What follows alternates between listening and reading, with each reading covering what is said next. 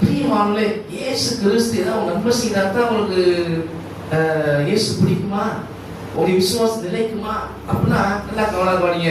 அது தேவையின் அடிப்படையில் உண்டான விசுவாசம். அல்லேலூயா.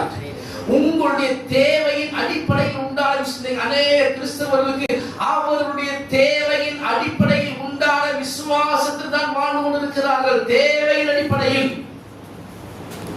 அல்லேலூயா.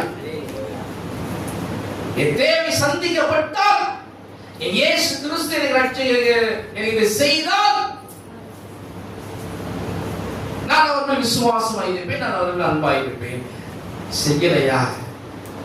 நான் இயேசு கிறிஸ்து நம்பி பார்த்தேன், ஒண்ணுமே நடக்கல. அல்லேலூயா. அல்லேலூயா. கவனிக்க வேண்டும்.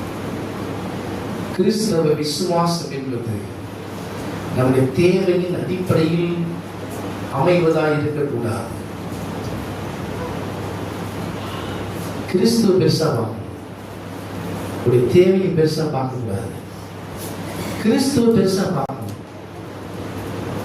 உடைய எதிர்பார்ப்பு பெருசா செய்வது பார்க்க கூடாது. அப்படி இருந்து பாருங்க. அல்லேலூயா. இயேசு கிறிஸ்து என்ன செய்ய மாட்டாரு?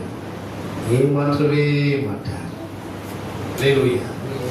எந்த விஷயத்திலும் ஏமாற்ற மாட்டார். எப்பொழுது உடைய தலையை உயர்த்த வேண்டும் அந்த சமயத்தில் ஆண்டவர் உடைய தலையை உயர்த்துவார்.